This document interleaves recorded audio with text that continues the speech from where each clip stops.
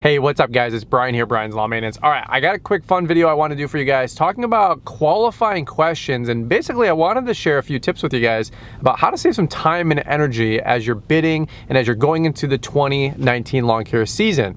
I got some helpful tips I want to share with you guys. Let's check it out. Make the ground shake.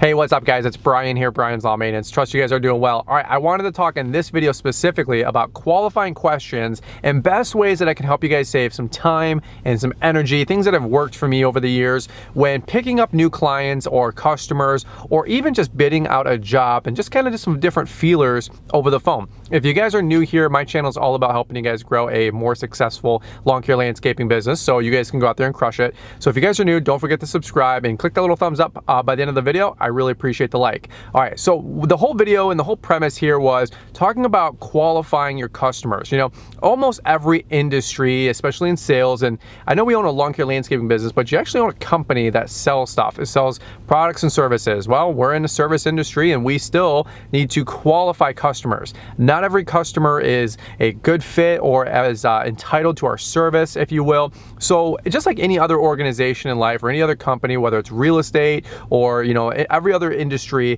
they all try to find that target customer and they try to qualify to see whether or not that customer would even be a fit for their business model. It's kind of naive or maybe ignorant even to believe that every customer out there, everybody who wants service, whether it's lawn care or a landscaping solution, is a good fit for your company. That was kind of one of the mistakes that I made in the beginning. Was not only did I have a really sporadic route because I took customers almost everywhere, the types of customers I took on were probably equally as dangerous. I had customers all over the place on different income levels, different expectation levels. You guys know that I had trailer park customers to $1 million properties. I had customers young and old. I had customers that wanted to pay cash, some wanted to pay check. I had some customers that wanted to do bi-weekly, some every week, some once every 3 weeks to a month, and it was all over the place. And I learned really quick personally over the last few years that I wanted to have a targeted or an ideal customer when I'm building my lawn care landscaping business. Now,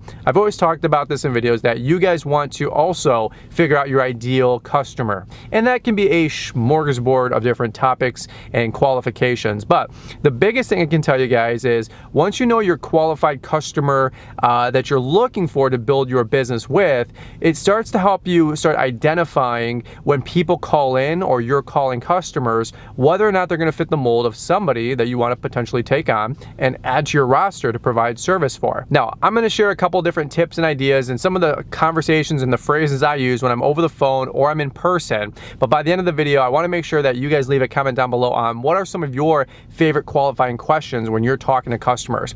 Now, again, once we have the target customer or ideal customer in mind, it almost makes sifting through people and people that call in and leave voicemails that much easier. You know, the very first one that I have, the very first filter I have for my business is my voicemail. You guys know that I don't answer my phone. I never really thought it through either with YouTube, having my phone number out there, but I honestly haven't answered my phone in just a few years. It's been crazy ever since YouTube kind of blew up. That's still my cell phone number. Please don't call it. But customers hear that voicemail and it literally tells them to leave a name, a number, an address for the service property in question.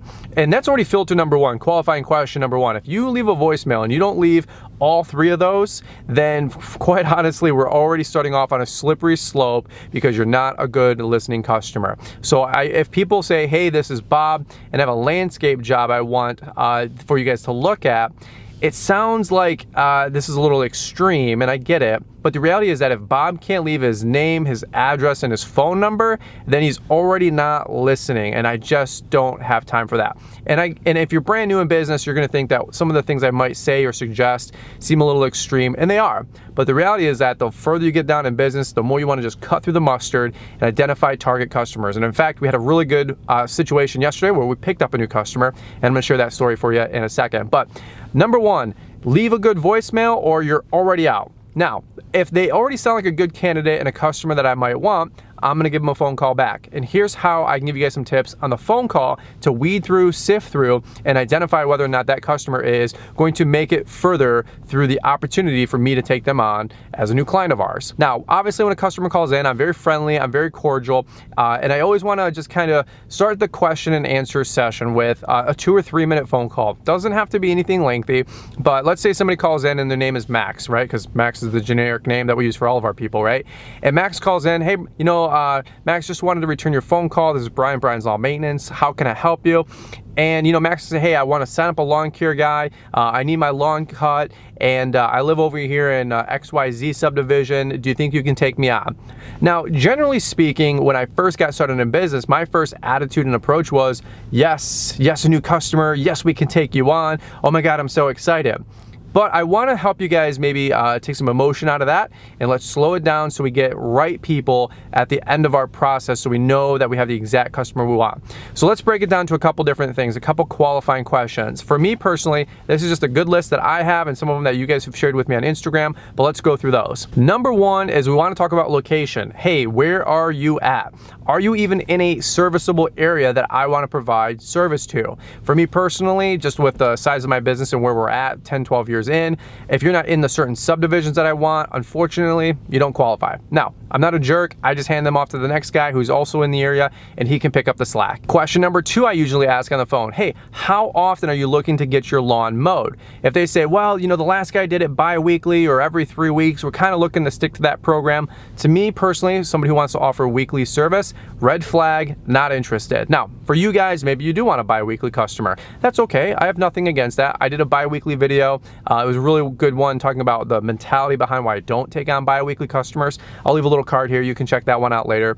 But for me personally, I don't want any bi-weekly customers. So either I have the opportunity to let that customer let them down easy and say, unfortunately, we're just not going to be on the same page. It's not something I can do. Or B, I have the opportunity to upsell them from bi-weekly to a weekly service, right? Another question I like to bring up on that first initial phone call. And by the way, this is in 90 seconds or less. Hey, do you have a fence? Do you have a fenced in or gated backyard? Now, as you guys know, for me personally, I have no fenced in properties. I don't want to have a secondary mower sitting on my trailer, just collecting dust that I use 3% of my week. So for me personally, I got rid of all my gated backyards, which was less than a half dozen of them, about 3 or 4 seasons ago. It's one of the best decisions I've ever made. Now, that just worked out for me and where I have my route. Unfortunately, if you go about 20 minutes southeast of where I live, 75% of your clients are gonna have gated backyards. So I'm cognizant of that. So maybe you're looking for customers with no gates. Maybe you just wanna find out if they do have gates, because if they do, and you say over the phone, hey, typically it's a $30 or $35 weekly cut, you now know to add a potential $5 or $7 premium per week if they have a gated backyard. That's something that I suggest that you do, because somebody's gotta pay for that secondary mower. Somebody's gotta pay for the time to switch in and out. So do you have a gated backyard? That's another one of my good questions to ask over the phone. Another question I like to ask, is this a one-time cut? Is this something that we're gonna be providing a month-long service while you're out of town or on vacation or you have a corporate trip? Or are you looking to finish out the rest of the season? How long are you looking to have us cut the lawn? That's a really good one. Now, I got 1 or 2 other questions I always ask people until I get to my favorite qualifying question. But another one is, do you want the lawn bagged or not? Now, I understand in different parts of the country, some of you guys bag, some of you guys don't. For me, up here in Michigan, Kentucky bluegrass, for the most part, we mulch and discharge 26 weeks straight. We don't bag. I don't even bag in the spring. I don't bag in the fall. The only time I bag is for leaf and leaf cleanup, right? But I'm also realistic that I get the 50,000 foot macro view of YouTube. I understand in different parts of the country, some of you guys bag at certain times of the season, or it's just easier. But you know what? Same thing. I would imagine that there's extra expense added to that part of the business if you're bagging. So if the customer wants it bagged, that's another qualifying question. So you already know that if your base rate is $40 a week, now it might be $50 or $55. Someone's got to pay for that extra time and expense and machinery and equipment, and it's going to be the customer. So these right here, you're building a portfolio, you're building some idea about who this customer is and just getting through these initial expectations and what they're looking for. Another one I like to talk about, maybe you're talking about landscaping, is minimum job cost. Perhaps you might have a good minimum before you even take on that customer as a client and you want to provide service.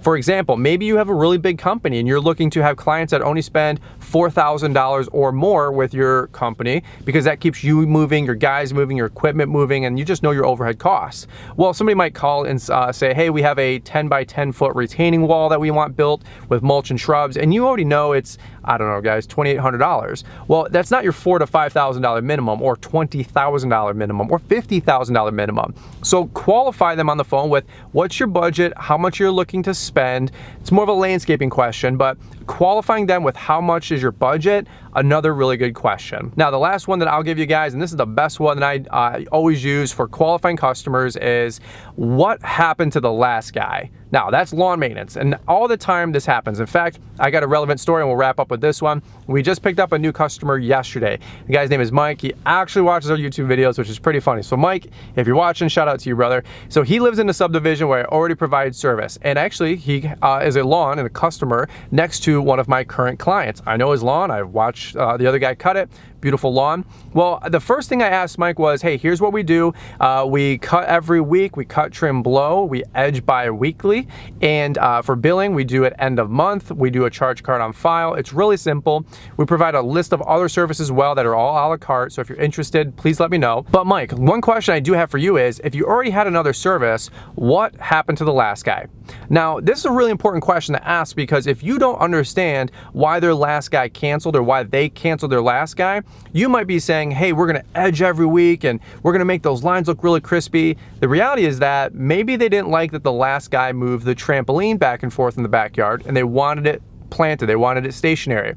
Now, you might not even know, and you might be the next guy on the chopping block because you never qualified your customer, you never asked questions, and you never learned from them why they canceled the last guy. So maybe you're moving the trampoline, they hate that, you didn't know, and that's why they'll let that guy go, and that's why they'll let you guy go. Well, in this case, with talking to my new friend Mike, I said, Mike, what happened to the last guy? He said, well, initially we signed up the wrong Brian. We thought it was you. We ended up with a different Brian's services in the area. I said, hey, no problem, that happens, it's understandable. But he goes, the real issue was the last guy canceled because my lawn was growing too fast. He'd always turn off my water. He would tell me to stop watering, and he wasn't even watering. So what does that tell me? Well, hey, Brian's lawn probably grows a little thicker, a little faster. Maybe the FERT guy, or my friend Mike, if he subs for me, can change up the chemical mixture to make sure it grows a little bit less fast. We can also reduce his water, not by turning the water off, by helping him with his water scheduling and the timing on his sprinkler system, his irrigation system. We can also double cut it to make sure it looks nice, but that's going to be probably $5 a week extra for all that time and energy, gas, fuel, labor, right? So instead of his cut being $25, $27, I told Mike it's going to be probably $30 a week to give you the level of service that you're looking for with your kind of lawn. So again, all this was over the phone in about a 2 to 3 minute phone call. Qualifying your customers and asking qualifying questions can save you a lot of time and energy running all over the place trying to bid properties, quote things, take on customers that you don't need or want before you even visit the property. Now, again, I'm a big proponent of always visiting a property in person, hence the voicemail where people need to leave their name, phone number, and address, because there's a good chance that I can already swing by their property if they left me their address and already get a glimpse of who they are and what they're doing before I even phone call them back. And especially during the busy season and while we're in the subdivisions already cutting lawns, there's a good chance that I'm already going to be within throwing a rock's distance of where their property is compared to one of my customers currently. So that's why name, number, address on the voicemail is super important. If they don't start there, then they're already probably backsliding, right? So these are some of my qualifying questions. I'd love to hear what some of your guys' best qualifying questions are. This is a new person topic, but this is a very important topic. The busy season, and when your business gets bigger, your time becomes a vortex. It just gets sucked away from you because there's 90 other things pulling on your calendar and your schedule. Learn how to qualify your customers so you're not running around town. Learn how to qualify your customers so you know, A, you got to know your exact customer you're looking for, but B, you can start identifying over the phone whether or not there's somebody that's even worth your time and vice versa. All right, so hopefully you enjoyed this one. If you guys did, shoot it a big thumbs up. Qualify your customers. Ask good questions. Don't just take people on, even if it's a fastball down the middle. Don't swing at the first pitch. Always ask what happened to the last guy. That's my favorite question. All right, guys, over and out. Brian here, Brian's Lawn Maintenance. We'll see you guys on the next video.